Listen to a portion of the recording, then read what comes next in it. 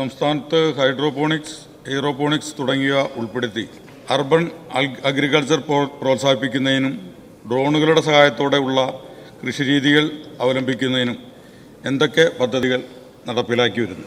ഇപ്പോൾ കേരളത്തിലെ FPOകൾ, യുവാക്കൾ, കുടുംബശ്രീ, കൃഷിക്കൂട്ടങ്ങൾ തുടങ്ങിയവ ഡ്രോണുകൾ ഒരു പുത്തൻ സംരംഭം എന്ന് കണ്ട് ഡ്രോൺ പൈലറ്റ് ലൈസൻസ് നേടുകയും കർഷകർക്കായി ഡ്രോൺ സേവനങ്ങൾ നൽകുകയും ചെയ്തു വരുന്നുണ്ട്. നെൽവിത്ത് വിതയ്ക്കുന്നതിനും ഡ്രോണുകൾ ഫലപ്രദമാണെന്ന് കണ്ടെത്തി കുട്ടനാടൻ മേഖലയിൽ ഡ്രോണുകൾ വിത്ത് വിതയ്ക്കുന്നതിന് ഉപയോഗപ്പെടുത്തിയിട്ടുണ്ട്. കൃഷിയിടങ്ങളിലെ രോഗകീട പ്രശ്നങ്ങളെ ഡ്രോണുകൾ ഉപയോഗിച്ച് നേരത്തെ തന്നെ തിരിച്ചറിഞ്ഞുള്ള ഗവേഷണങ്ങൾ കാർഷിക സർവകലാശാലയിൽ നടന്നു വരുന്നുണ്ട്. ഡ്രോൺ പൈലറ്റ് ലൈസൻസ് നേടുന്നതിനുള്ള കേന്ദ്രങ്ങൾ കേരളത്തിൽ ഇപ്പോൾ ലഭ്യമാണ്. ഡ്രോൺ മേഖലയിൽ പ്രവർത്തിക്കുന്ന കേരളത്തിൽ നിന്നുള്ള സ്റ്റാർട്ടപ്പുകൾ തദ്ദേശീയമായി ഡ്രോൺ ഉൽപ്പാദിപ്പിക്കാനുള്ള ടൈപ്പ് സർട്ടിഫിക്കറ്റ് നേടുകയും ഡ്രോൺ ഉൽപ്പാദിപ്പിച്ച് അങ്ങോളം ഇങ്ങോളം വിതരണം ചെയ്യുകയും ചെയ്യുന്നുണ്ട്.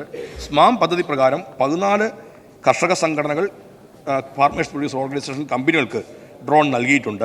നെൽകൃഷി വികസനത്തിൻ്റെ ഭാഗമായി ഡ്രോൺ മുഖേനയുള്ള സൂക്ഷ്മ മൂലക പ്രയോഗത്തിന് പിന്തുണ നൽകി വരുന്നുണ്ട്. നടപ്പ് സാമ്പത്തിക വർഷം 421.67 ലക്ഷം രൂപ ഇതിനായി നീക്കിവച്ചിട്ടുമുണ്ട്.